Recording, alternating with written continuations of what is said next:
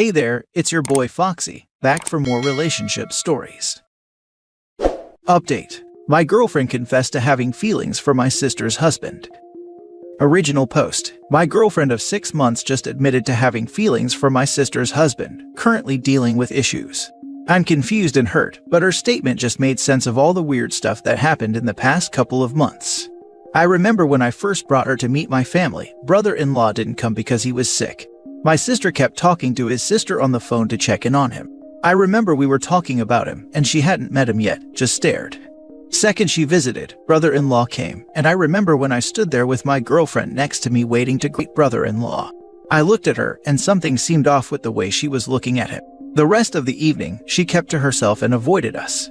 Third time she visited, I noticed that she started dressing up more nicely, putting heavier makeup, ton of perfume, etc.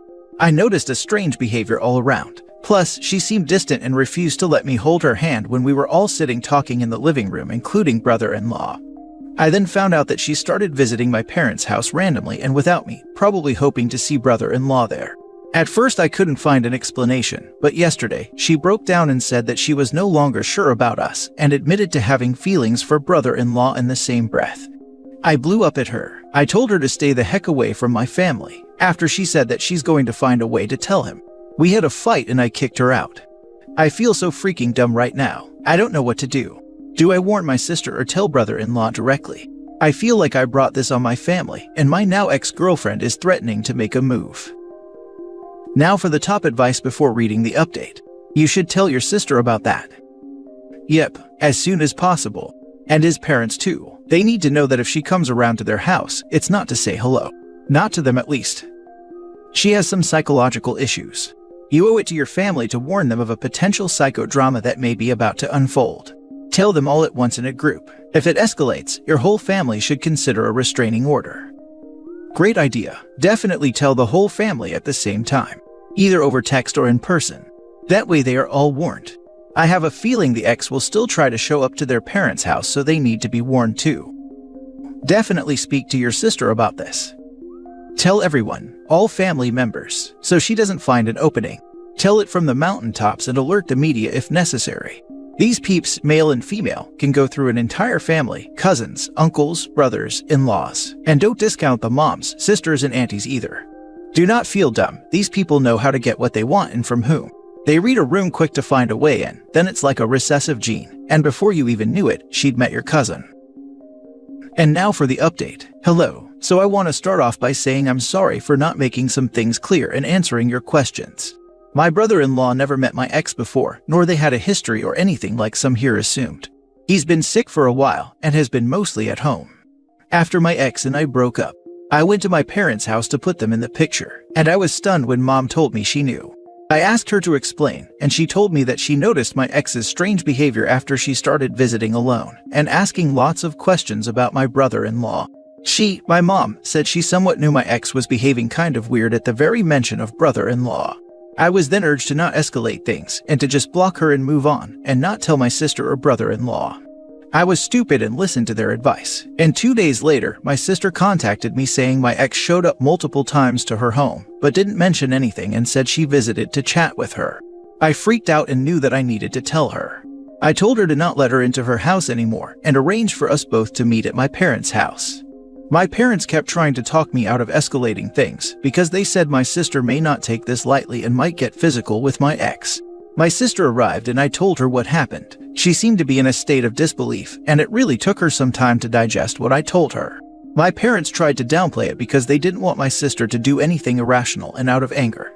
I apologized to her and told her that I had no idea how things turned that way and that what happened was too much for me to take, but that I didn't want this to escalate. My mom suggested we let it slide and move on and not even tell brother-in-law, but my sister got into an argument with her telling her to stay out of it, then left. The very next day, I got a call from my mom screaming saying my sister beat up my ex after she showed up to her house and refused to leave before seeing brother-in-law. Both got arrested, and this is when my brother-in-law understood everything. He's mad at me and refused to speak to me when I met him at the station to support my sister and give my statement.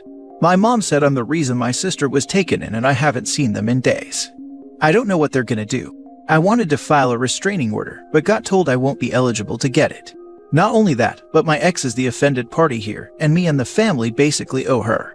My brother-in-law wants to see me tonight to have a one-on-one talk about the whole thing. Honestly, I feel ashamed I brought a legit stalker his way, and got my sisters in trouble with police because of my ex.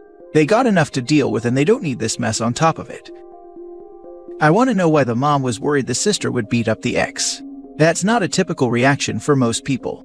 Everyone in this story just seems so unhinged from reality. My first guess is that maybe the sister had anger management issue and the mom knew. Exactly this. OP's mom knew exactly how the sister would react. That's why she practically begged OP not to tell her. She knew it would end in a physical altercation where the sister would be at fault.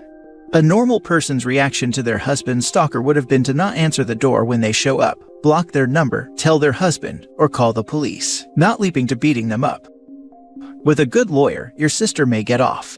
If your ex was threatening in any way towards your sister and her reluctance to leave after being told to do so multiple times, on top of proof she was stalking your brother-in-law, sister may get a slap on the wrist. Especially if it's her first offense. This is such a mess though, I'm so sorry. This is not your fault. Your mother was aware of your ex's obsession and kept letting her in the house, both during your relationship and even after you broke up. They let this happen, which is the creepiest part. Your sister got physical once she realized what was going on. Did neither she or your brother-in-law suspect your ex was hitting on him? I'm sorry she got arrested, but this is not your fault. You are being made out to be the fall guy here for your ex and your enabling parents. This right here. OP's mother is the one to blame. Ex could have been taken out of the picture a long time ago. Brother-in-law could have been told first before sister was, but the mother wanted to downplay everything. Ex is a stalker and showed obsessive behavior. Mom is 100% to blame for the current situation, not OP. Last story. My mother-in-law suddenly passed away in a car accident last month. At the same time, my stalker disappeared. Original post. My mother-in-law and I never had a good relationship. She has tried to sabotage my relationship with my husband since the day she met me. I wasn't good enough for her handsome and successful boy. I contemplated ending my relationship several times, but my husband always showed that he is on my side, and I love him. A few years ago, I started getting very threatening and scary emails and texts from a person. This person knew everything about me. It didn't matter how many emails and phone numbers I changed, they or he always found me. I made several reports but nothing happened. My husband tried everything to trace the emails, but nothing came out of it. This past year I basically never left the apartment alone. I haven't received a single threatening text or email from this person in a month. After a few days I wasn't surprised. Felt like I always knew it was mother-in-law deep down. My husband hasn't reacted yet. He's consumed with his grief and I don't want to bother him, especially when he bitterly told me you must be very pleased now, when we heard the news and I tried to comfort him. He apologized later and said he was just feeling guilty that he loved and chose me more that he loved her. Now I'm just waiting for him to connect the dots. Will he get it? If he does, will he talk to me about it?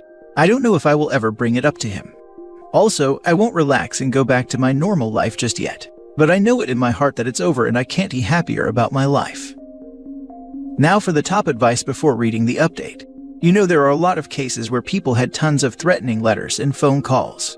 In many, they never found out who did it, and most people assumed it was some random psycho. But I wonder how many were someone close to them instead.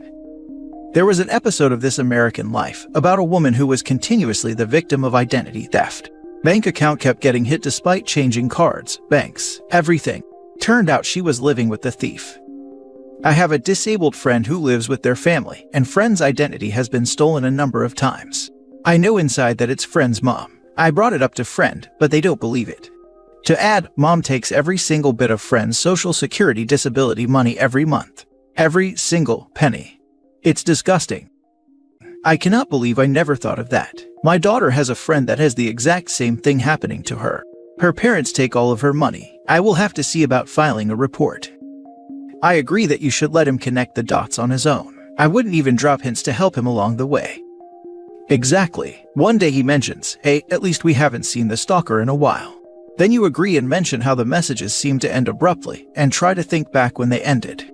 Don't drop the exact date mother-in-law died, but say something like a few days before that, then see what happens. Maybe if you get lucky, your husband will go through mother's things and find evidence to point to her being the stalker all on his own. We can always hope.